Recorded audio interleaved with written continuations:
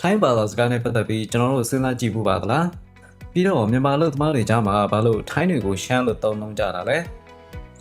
မင်္ဂလာပါကျွန်တော်တို့ PT အသိပညာမျှဝေရေးစာမျက်နှာကနေပြန်လည်ကြိုဆိုလိုက်ပါတယ်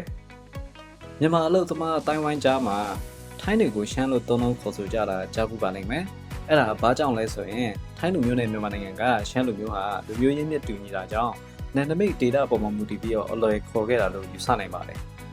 ရှမ်းဆိုတဲ့စကားလုံးကလည်းထိုင်းနိုင်ငံရဲ့အရင်ခေါ်ဆယမ်ဆိုတဲ့စကားလုံးနဲ့လည်းဆက်ဆက်နေတယ်လို့ဆိုပါတယ်။နောက်တစ်နည်းကတော့ထိုင်းတွေရှိမှထိုင်းလို့ပြောရင်အတင်းပြောတယ်ထင်မှဆိုတော့ကြောင့်ရှမ်းလို့သုံးလုံးတာမျိုးလည်းစဉ်းစားနိုင်ပါတယ်။ဒါပေမဲ့အများသောအားဖြင့်စကားဝတ်အဖြစ်ထိုင်းတွေကိုခေါ်တဲ့ရှင်းမြန်မာခေါ်ယိုရီးယားရဲ့အတူကောက်အဖြစ်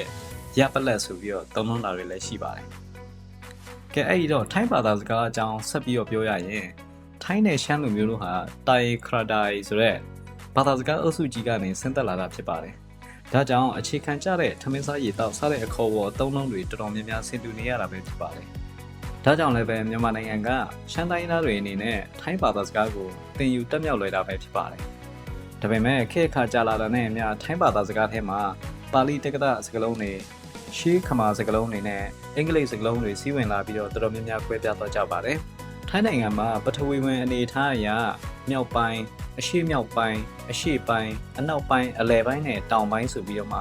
ဒေသကြီး6ခုခွဲခြားနိုင်ပါတယ်။အဲ့ဒီဒေသကြီးတွေထဲမှာနေထိုင်သူဒေသခံတွေရဲ့ယဉ်ကျေးမှုနဲ့ဒေသီယဘာသာစကားတွေလည်းအနေချင်းကွဲပြားကြပါတယ်။သို့တော်လည်းအချင်းချင်းစကားပြောတဲ့နေရာမှာတော်တော်များများနားလည်နိုင်စွမ်းရှိပါတယ်။တချို့ခေါ်ဝေါ်တွေကတော့လုံးဝကွဲပြားသွားတာမျိုးလည်းရှိပါတယ်။ဥပမာသင်္ဘောသီးကို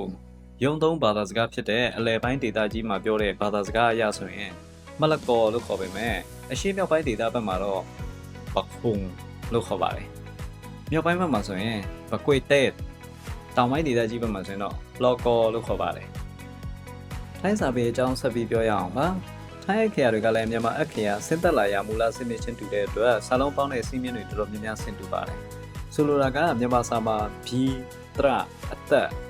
တန်မြောင်းတင်ကြီးတာဆိုပြီးတော့စာလုံးပေါင်းတူပဲထိုင်းစာမှာလည်းပဲအဲ့ဒီအတိုင်းပဲစာလုံးပေါင်းရတာပါ။စာလုံးပေါင်းပုံစံချင်းတူတယ်ဆိုပေမဲ့အတန်ထွက်ပုံချင်းတော့မတူပါဘူးအတန်ထွက်ပုံကြတော့အင်္ဂလိပ်စာလုံးပေါင်းမှာအတန်ထွက်ရတဲ့ပုံစံနဲ့ဆင်တူပါတယ်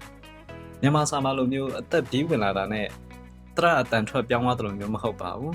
ဥပမာအနေနဲ့ပြောရရင်ပါဆောက်ဆိုတဲ့ဘီးနဲ့လုံးကြီးတင်ဆိုတဲ့ဤတရနဲ့နငယ်သက်ဆိုတဲ့အသက်ကိုပေါင်းလိုက်မယ်ဆိုရင်အတန်ထွက်တဲ့အခါမြန်မာစာမှာဆိုရင်ပိန်းဆိုပြီးမှအတန်ထွက်ပေမဲ့အင်္ဂလိပ်စာမှာတော့ပါဆောက်နေရာမှာပီE ဆိုတဲ့တရနေရာမှာ I နာငယ်တက်နေရာမှာ N ဆိုပြီးတော့ PIN ဆိုတဲ့စကားလုံးကိုရပါတယ်အတန်ထွက်ကတော့ pin ဆိုပြီးတော့မှပဲအတန်ထွက်ရပါတယ်ထိုင်းစာမှာလည်းပဲအဲ့လိုပါပဲပေါ်ပလာစရအီနော်နူပေါ်အီနော် pin ဆိုပြီးတော့မှအတန်ထွက်ရပါတယ်ဒါကြောင့်ထိုင်းစာကိုစတင်လေ့လာမဲ့သူတွေအနေနဲ့ B တရတံမြောင်းတင်ကြီးတာအသက်ဆိုပြီးတပိုင်းချင်းစီကိုလေ့လာတော့တင်ပါတယ်အရင်ဆုံး B အခရာတွေကို